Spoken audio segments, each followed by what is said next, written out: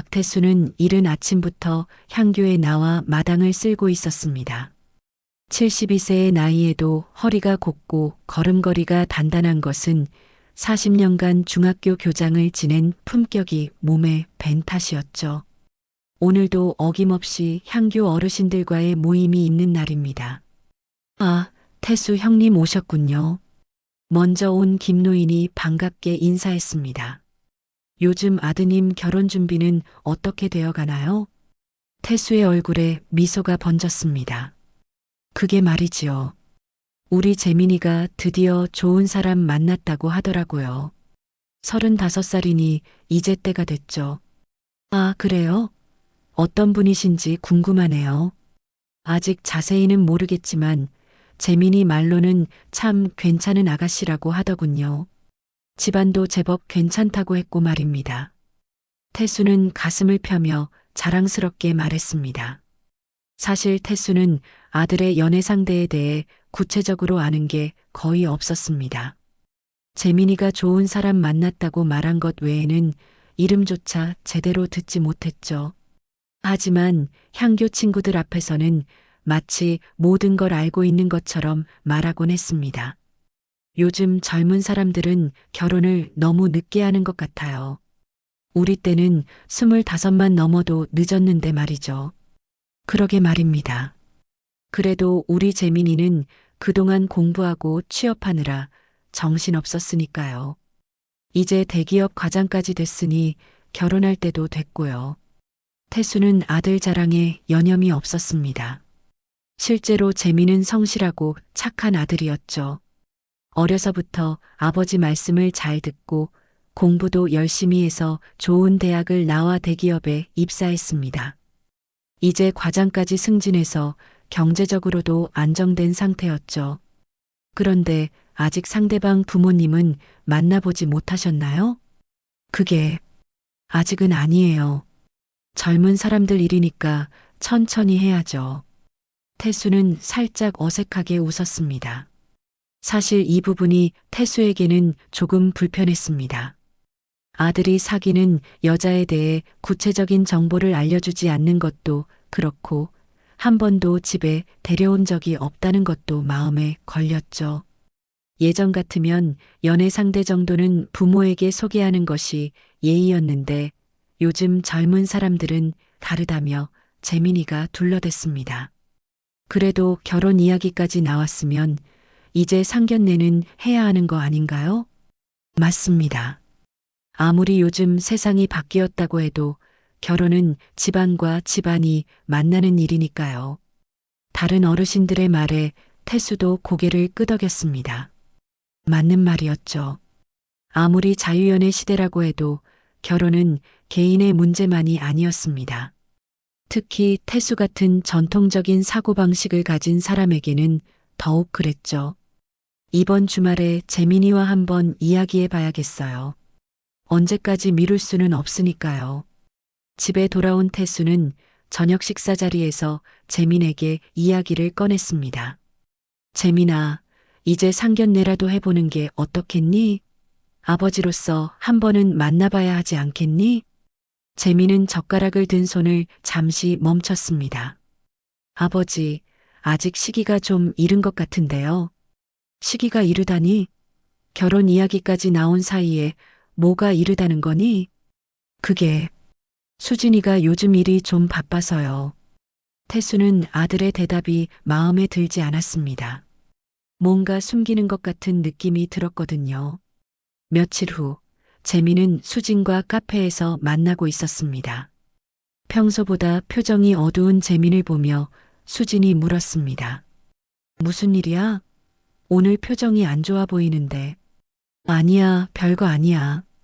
재민은 커피를 한 모금 마신 후 천천히 입을 열었습니다. 그런데 수진아, 우리 아버지가 상견례를 하고 싶어 하세요. 상견례? 수진의 표정이 살짝 굳어졌습니다.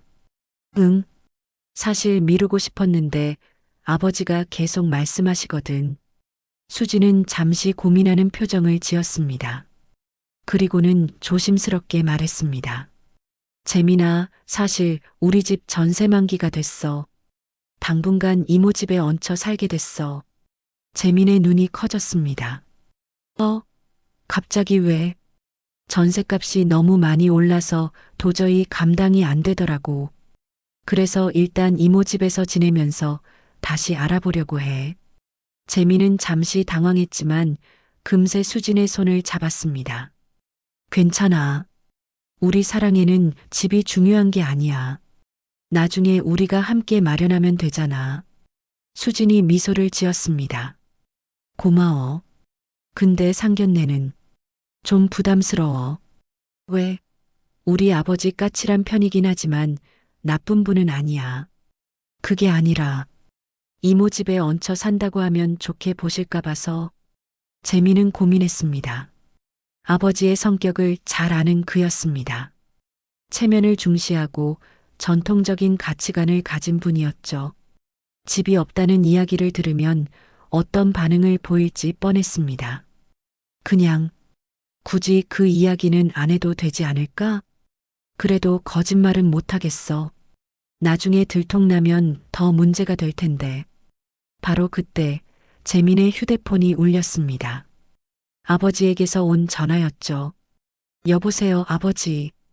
재민아, 이번 주말 어때? 상견례 말이야. 재민이 수진을 바라보며 난처한 표정을 지었습니다. 수진이 고개를 끄덕이며 괜찮다는 신호를 보냈습니다. 네, 알겠습니다. 이번 주말에 하죠. 좋아. 그럼 장소는 내가 정하겠다. 전통 한정식 집으로 하자.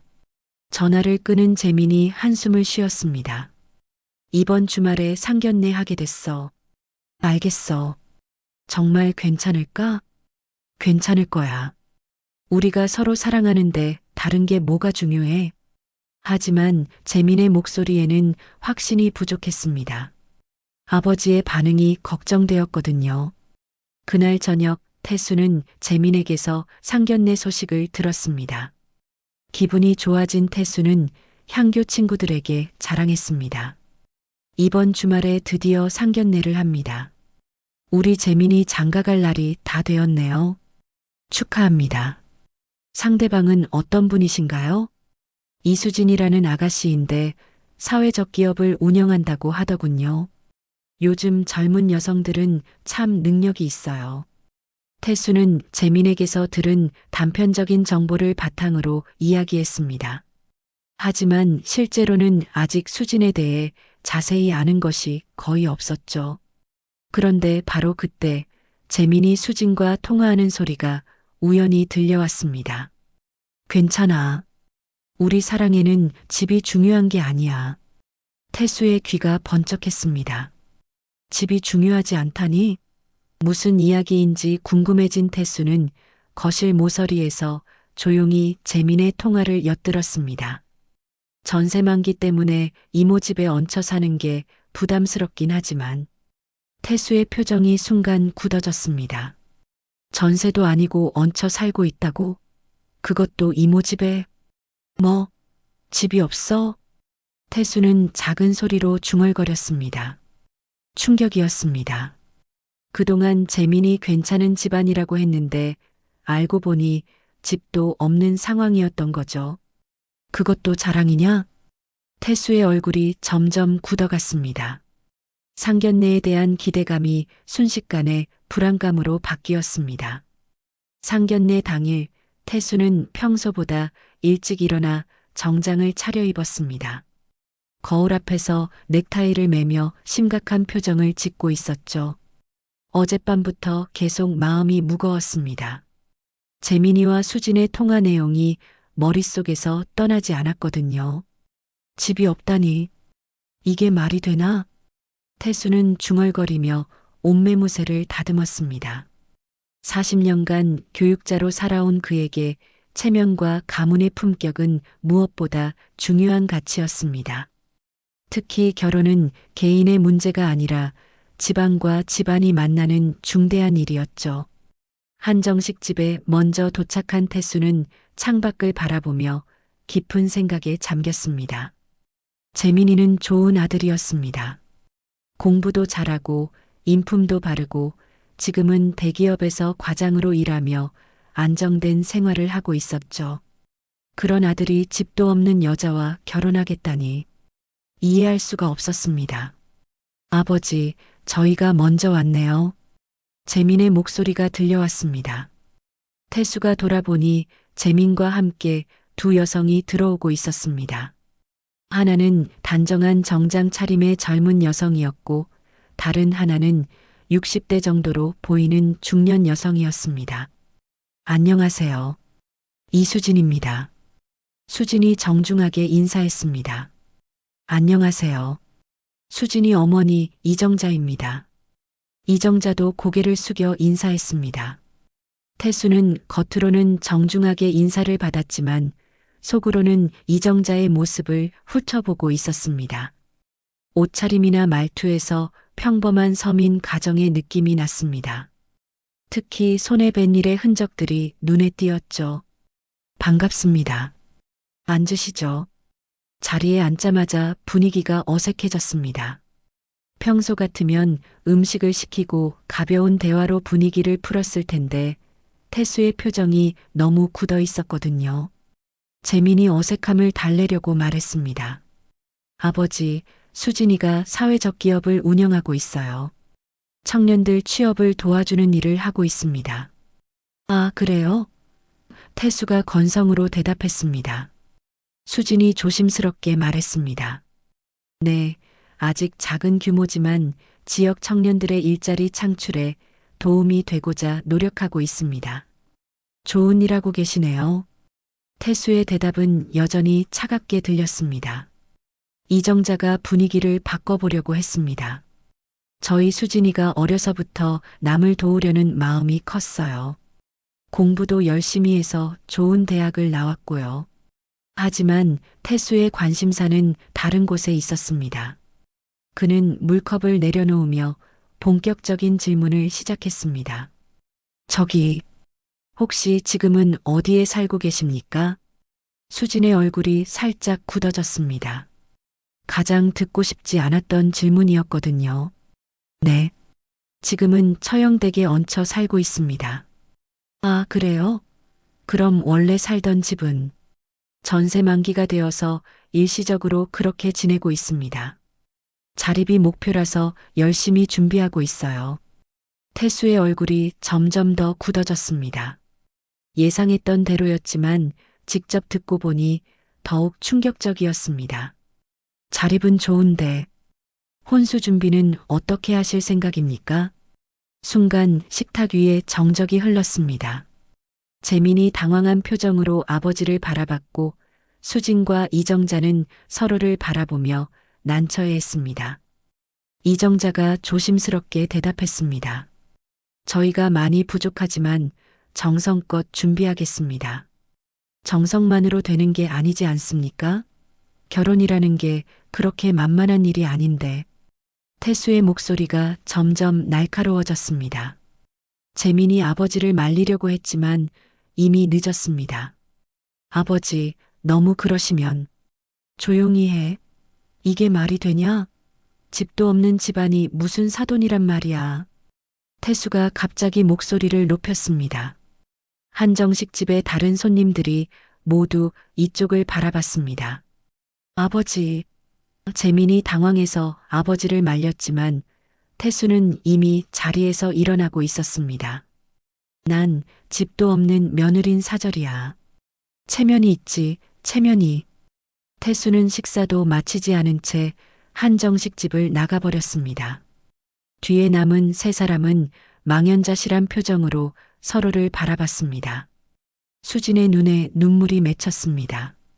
예상했던 일이지만 실제로 겪고 보니 마음이 너무 아팠습니다. 수진아. 재민이 수진의 손을 잡으려 했지만 수진은 손을 뿌리쳤습니다. 한정식 집을 나온 태수는 화가 난 걸음으로 집으로 향했습니다. 가슴이 답답하고 머리가 지끈거렸죠.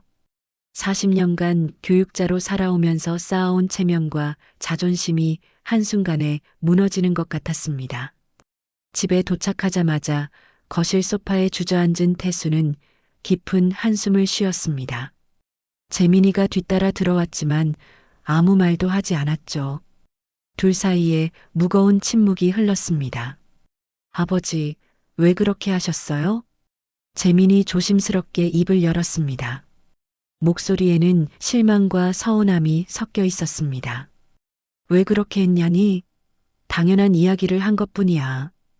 태수가 버럭 소리쳤습니다. 당연하다고요? 사람들이 다 보는 앞에서 그렇게 모욕을 주는 게 당연하다고요? 모욕이 아니라 현실이야. 집도 없는 집안이 무슨 사돈이 된다는 거야? 재민의 얼굴이 빨갛게 달아올랐습니다. 아버지는 왜 항상 외적인 것만 보세요? 사람 자체를 보시면 안 돼요? 외적인 게 아니야. 결혼은 집안과 집안이 만나는 거라고. 사랑만으로 결혼해서 잘 사는 거 봤어? 그럼 수진이가 뭘 잘못했는데요? 열심히 사는 사람인데 집이 없다고 그렇게 대하는 게 맞아요? 태수도 목소리를 높였습니다. 잘못했다는 게 아니야. 하지만 우리 집안 체면도 생각해야 하는 거 아니야? 내가 향교에서 무슨 소리를 듣겠어? 체면 하시는데 정작 오늘 아버지가 하신 일이 체면에 맞는 일이었어요? 재민의 말에 태수는 잠시 말문이 막혔습니다. 하지만 곧 더욱 화를 내며 대답했습니다. 너는 아직 젊어서 모르는 거야. 결혼 생활이 얼마나 현실적인 문제들과 연결되어 있는지 말이야. 저도 이제 35살이에요. 그리고 제가 책임질 일이잖아요. 책임? 내가 무슨 책임을 져? 집도 없는 여자와 결혼해서 평생 고생하면서 두 사람의 목소리가 점점 커졌습니다. 평생 아버지 말씀을 잘 듣던 재민이 이렇게 강하게 반발하는 것은 처음이었죠. 아버지, 저는 수진이 없으면 못 살아요. 정말로요. 재민의 목소리가 떨렸습니다. 눈에는 눈물이 맺혀 있었습니다. 바보 같은 소리 하지 마. 세상에 여자가 그 한 명뿐이야? 아버지에게는 그럴지도 모르지만 저에게는 수진이가 전부예요. 태수는 아들의 눈에 맺힌 눈물을 보며 잠시 당황했습니다. 하지만 이미 화가 난 상태에서 물러설 수 없었죠. 그럼 내 맘대로 해. 하지만 내 허락은 없다. 재민이 문을 박차고 나가버렸습니다. 혼자 남은 태수는 거실에 주저앉아 머리를 감쌌습니다. 한편 수지는 이모 집에 돌아와 방에서 혼자 울고 있었습니다. 예상했던 일이었지만 실제로 겪어보니 너무 힘들었습니다. 특히 어머니가 당황해하는 모습을 보니 더욱 죄송스러웠죠. 이정자가 방문을 두드렸습니다. 수진아, 괜찮니? 엄마, 죄송해요. 쟤 때문에. 뭘 죄송해하니? 우리가 뭘 잘못했다고. 이정자는 딸을 꼭 안아주었습니다. 시장에서 순댓국집을 운영하며 힘들게 딸을 키워온 그였습니다. 비록 가진 것은 많지 않았지만 정직하게 살아왔다는 자부심만큼은 누구에게도 뒤지지 않았죠. 엄마, 이렇게 되면 재민이랑 헤어져야 하나요? 그건 내가 결정할 일이야. 하지만 엄마는 내가 행복했으면 좋겠어.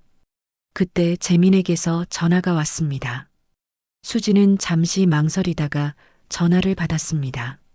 수진아, 정말 미안해. 우리 아버지가 너무 심했어. 괜찮아. 어느 정도 예상했던 일이야.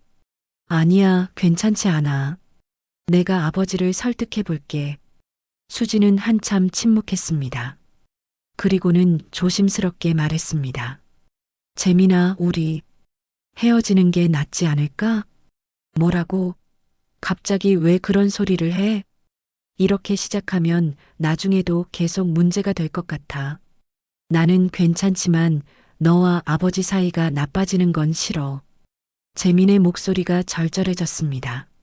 수진아, 제발 그런 소리 하지 마. 나 정말 너 없으면 못 살아. 전화 너머로 재민이 우는 소리가 들렸습니다. 수진도 눈물을 참을 수 없었죠. 그날 밤 태수는 잠들지 못하고 뒤척였습니다. 향교 친구들에게 무슨 말을 해야 할지 걱정이었습니다. 그리고 아들과의 갈등도 마음을 무겁게 했죠. 내가 너무 심했나? 하지만 곧 고개를 저었습니다. 집안의 체면을 생각하면 당연한 일이라고 생각했습니다. 며칠 후 태수는 향교에서 친구들을 만났습니다. 상견례 이후로는 처음이었죠. 평소 같으면 자랑스럽게 상견례 이야기를 했을 텐데 이번에는 말문이 쉽게 열리지 않았습니다. 태수 형님, 상견례는 어떻게 됐어요? 김노인이 궁금해하며 물었습니다. 태수는 잠시 망설이다가 대답했습니다. 그게 좀 복잡해졌어요. 무슨 일이 있었나요? 사실은 태수가 목소리를 낮췄습니다. 며느리 집이 변변치 않더라고요. 전세도 아니고 얹혀 산다니까요. 친구들의 표정이 다양하게 변했습니다. 어떤 이는 이해한다는 표정을, 어떤 이는 의외라는 표정을 지었습니다. 요즘 젊은 사람들 집 마련하 기가 쉽지 않잖아요. 전셋값도 많이 올랐고 그렇긴 하지만 결혼을 앞둔 상황에서 집이 없다는 건 좀 그렇죠. 태수는 친구들의 반응을 살피며 조심스럽게 말했습니다. 그래서 제가 좀 단호하게 말했어요. 우리 집안 체면도 있고 해서요. 그럼 어떻게 됐어요? 일단 보류 상태죠. 재민이는 화를 내고 있고요. 바로 그때 친구 중 한 명인 이노인이 의미심장한 말을 했습니다. 그런데 태수 형님, 우리 손자 며느리도 신혼 때 옥탑방 살았어요. 지금은 걔가 기업 대표라고요. 태수가 멈칫했습니다. 기업 대표요? 네. 처음에는 우리도 좀 그랬는데 지금 보니까 집보다는 사람이 중요하더라고요. 손자 며느리가 워낙 능력이 있어서 이제는 우리가 자랑스러워요. 다른 친구도 거들었습니다. 요즘 젊은 여성들 중에 능력 있는 사람들 많아요. 특히 사회적 기업 한다고 하셨죠?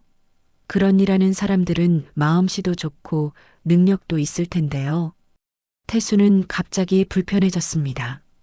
친구들의 말이 자신의 행동을 비판하는 것처럼 들렸거든요.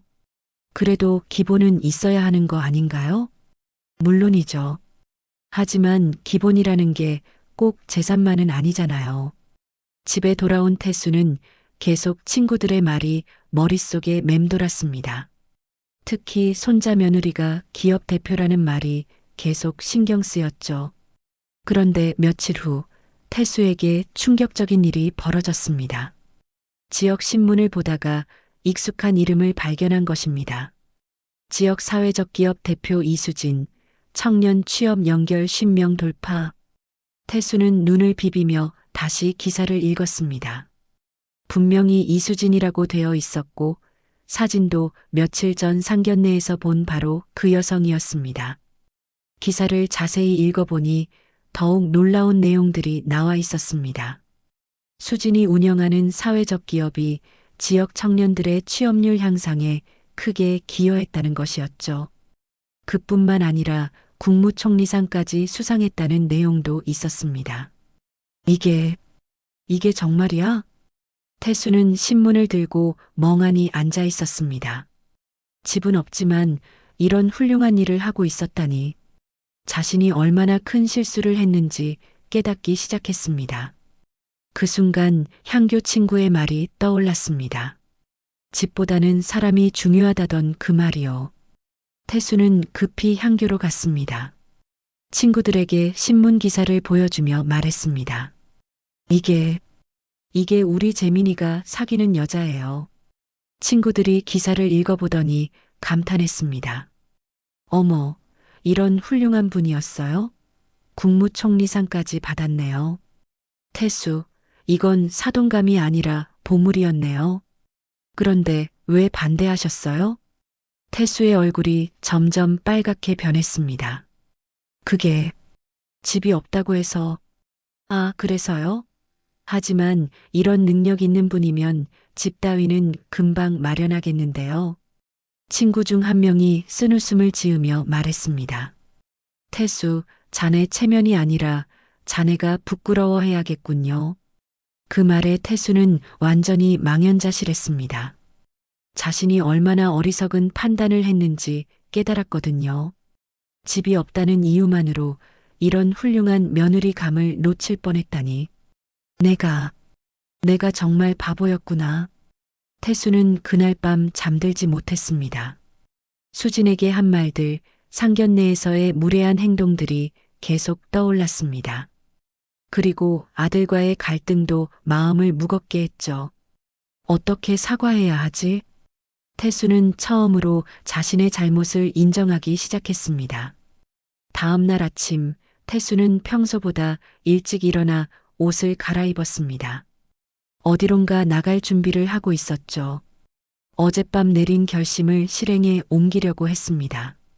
태수는 시장으로 향했습니다. 신문 기사에서 이정자가 순댓국집을 운영한다는 내용을 봤거든요. 시장에 도착한 태수는 한참을 헤매며 순댓국집을 찾았습니다. 작은 가게 앞에서 한참을 망설이던 태수는 용기를 내어 발걸음을 옮겼습니다. 가게 안에는 이정자가 혼자서 바쁘게 일하고 있었습니다. 어서 오세요. 이정자가 인사했습니다. 태수를 알아본 이정자의 표정이 순간 굳어졌습니다. 며칠 전 상견례에서의 일이 떠올랐거든요. 혹시 이수진 양 어머니 되시죠? 네. 그런데요? 태수는 어색하게 서 있다가 조심스럽게 자리에 앉았습니다. 제가 참 너무 몰상식했습니다. 이정자는 손에 묻은 국물을 앞치마로 닦으며 태수를 바라봤습니다. 화가 났지만 손님이니까 예의는 지켜야 했죠. 순댓국 하나 주세요. 네. 이정자가 순댓국을 끓이는 동안 태수는 계속 말을 이어갔습니다. 어제 신문을 봤습니다. 수진 양이 그런 훌륭한 일을 하고 있는지 몰랐어요. 우리 딸이 자랑스럽긴 합니다. 이정자의 목소리는 여전히 차가웠습니다. 국무총리상까지 받았다면서요? 정말 대단하네요. 집은 없어도 마음은 부자라고 생각합니다. 이정자의 말에 태수는 찔렸습니다. 며칠 전 자신이 한 말들이 떠올랐거든요. 정말 죄송합니다. 제가 너무 편견을 가지고 있었어요. 이정자가 순댓국을 가져다 놓으며 말했습니다. 우린 가진 건 없습니다. 하지만 정직하게 살았어요. 그게 제 자랑입니다. 태수는 숟가락을 들다가 멈췄습니다. 이정자의 말이 가슴에 와 닿았거든요. 맞습니다. 제가 잘못 생각했어요. 가진 것보다 사람됨이 중요한 건데, 수진이는 어려서부터 남을 도우려는 마음이 컸어요. 공부도 열심히 해서 장학금으로 대학을 나왔고요. 지금도 자기보다 어려운 사람들을 돕는 일을 하고 있습니다. 태수의 눈시울이 붉어졌습니다. 자신이 얼마나 어리석었는지 깨달았거든요.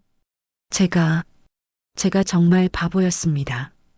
사람을 제대로 보지도 못하고. 재민 씨는 좋은 분이에요.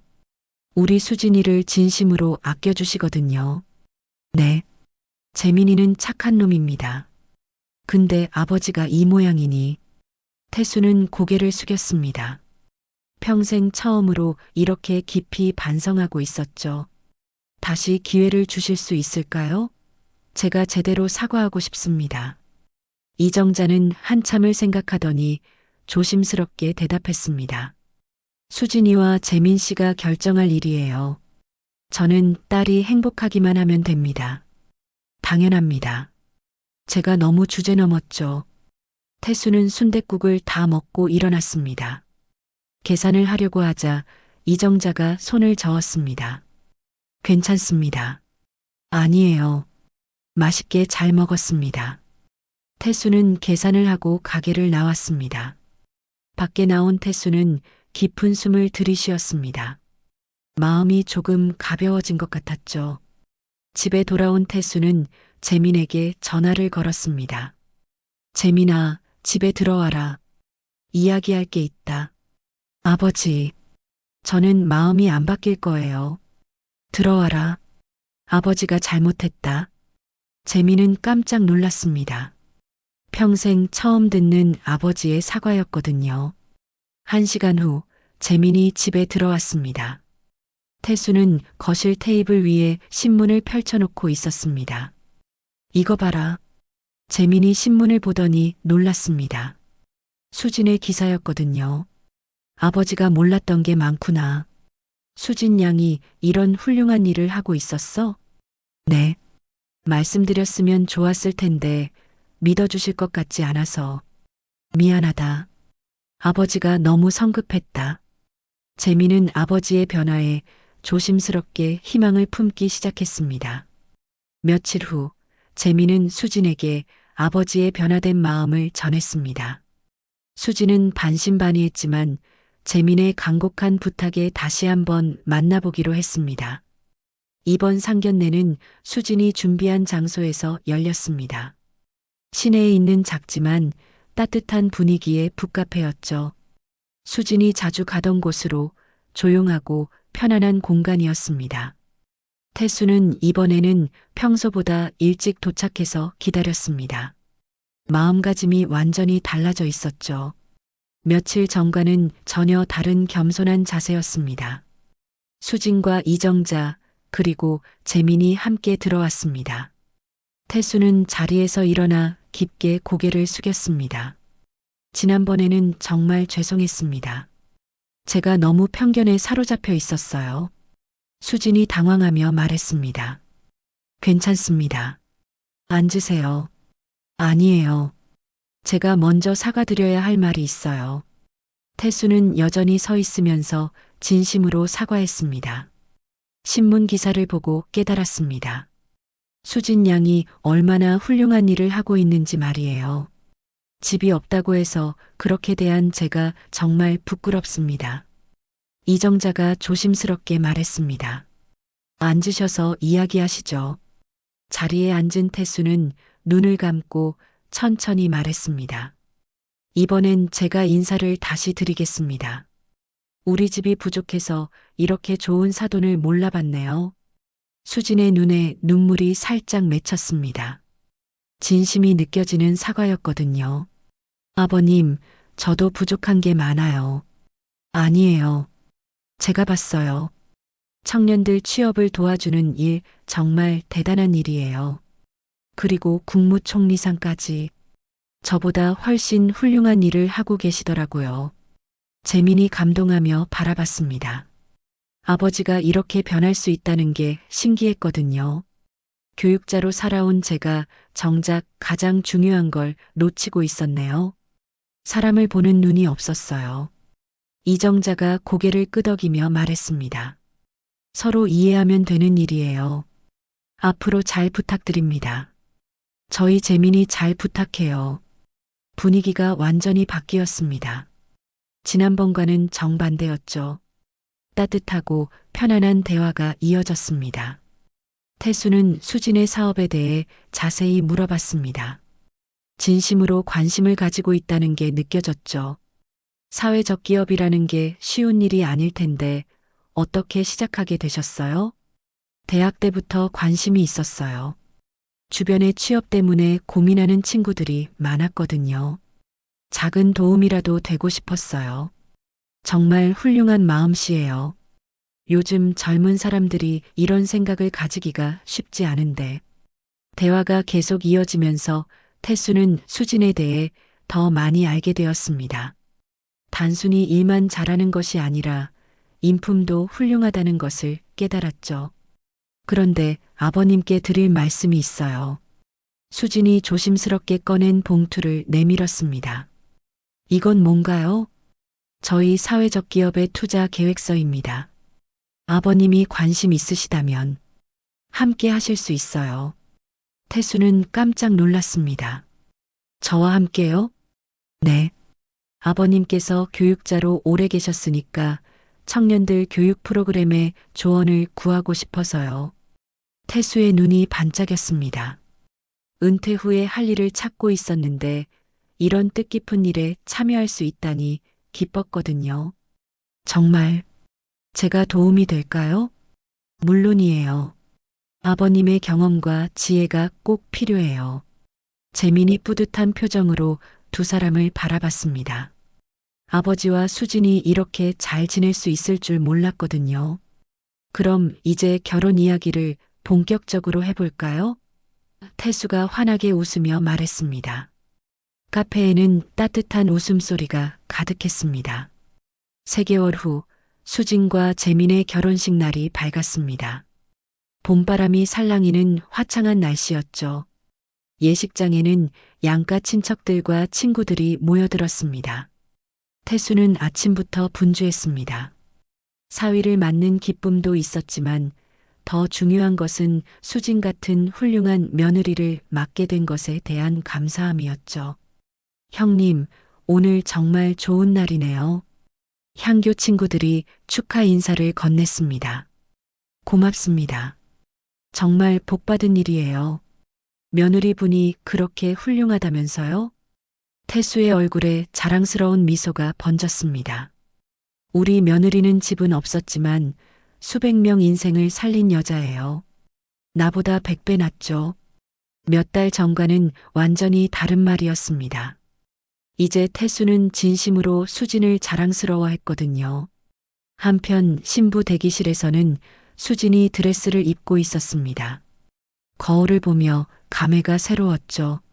몇 달 전만 해도 이 결혼이 성사될지 확신하지 못했는데 이제 정말 재민의 아내가 되는 순간이었습니다. 딸아, 정말 예쁘다. 이정자가 눈물을 글썽이며 말했습니다. 엄마, 울면 안 돼요. 행복하구나. 엄마가 너무 기뻐서 그래. 이정자는 시장에서 벌어들인 돈으로 딸의 결혼을 준비했습니다. 비록 화려하지는 않았지만 정성이 가득한 준비였죠. 예식이 시작되었습니다. 사회자가 마이크를 잡고 소개했습니다. 청년들과 지역사회를 연결한 사랑의 결실을 맺는 두 분입니다. 신랑 박재민 씨와 신부 이수진 씨의 결혼식을 시작하겠습니다. 태수는 친구들에게 자랑했습니다. 저 며느리가 얼마나 대단한지 아세요? 취업 못하던 청년들을 50명이나 취업시켰어요. 국무총리상도 받았고요. 정말 대단하네요. 보기만 해도 똑똑해 보여요. 처음에는 집이 없다고 해서 반대했는데 지금 생각해보니 제가 정말 바보였어요. 집보다 중요한 건 사람이더라고요. 친구들이 고개를 끄덕였습니다. 태수의 변화를 지켜본 그들도 감동했거든요. 예식이 끝나고 피로연이 시작되었습니다. 수지는 태수에게 다가가 인사했습니다. 아버님, 앞으로 잘 부탁드려요. 우리가 잘 부탁해야지. 이렇게 좋은 며느리 만난 게 꿈 같아. 태수는 진심으로 말했습니다. 몇 달 전의 편견 어린 모습은 완전히 사라져 있었죠. 아버님도 저희 사업에 많이 도와주세요. 물론이지. 내가 할 수 있는 건 뭐든지 도와줄게. 실제로 태수는 수진의 사회적 기업에 적극적으로 참여하고 있었습니다. 교육 프로그램 설계에 조언을 주고 때로는 직접 강의도 했죠. 은퇴 후 새로운 보람을 찾은 것 같아 기뻤습니다. 피로연이 한창일 때 태수는 혼자 밖으로 나왔습니다. 신선한 공기를 마시며 지난 몇 달을 돌이켜봤죠. 참 많이 변했구나. 자신의 변화가 신기했습니다.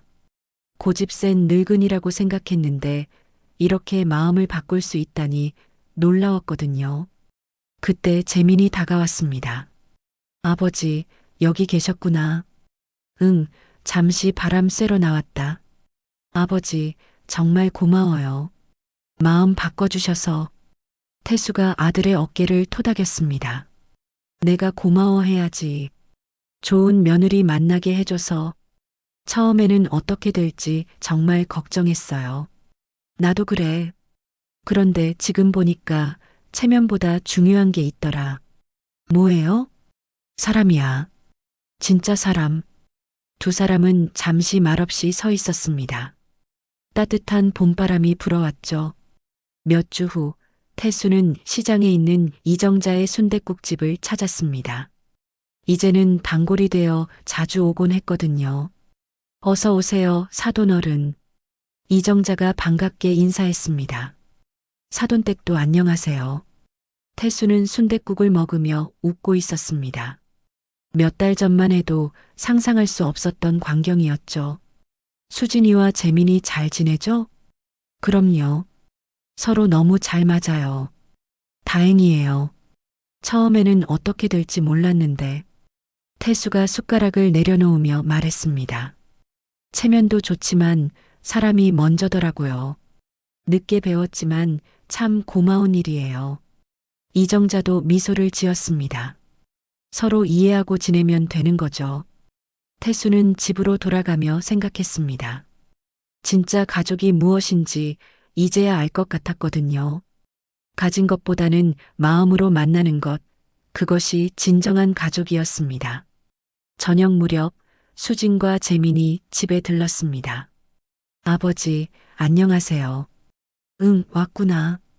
오늘 사업 관련해서 좋은 소식이 있어요. 수진이 기쁜 표정으로 말했습니다. 무슨 소식? 정부에서 저희 프로그램을 전국으로 확대하겠다고 해요. 아버님의 교육 프로그램이 큰 호응을 얻었거든요. 태수의 얼굴이 환하게 밝아졌습니다. 정말 내가 도움이 됐다고? 물론이에요. 아버님 덕분에 더 많은 청년들을 도울 수 있게 됐어요. 태수는 가슴이 뿌듯했습니다. 은퇴 후에 이런 보람찬 일을 할 수 있다니 정말 감사했거든요. 그날 밤 태수는 일기를 썼습니다. 오늘도 좋은 하루였다. 수진이와 재민이가 행복해하는 모습을 보니 나도 기쁘다. 진짜 가족은 가진 것보다 마음으로 만나는 법이라는 걸 이제야 깨달았다. 늦었지만 다행이다. 창밖으로 별이 반짝이고 있었습니다. 태수는 만족스러운 미소를 지으며 하루를 마감했습니다.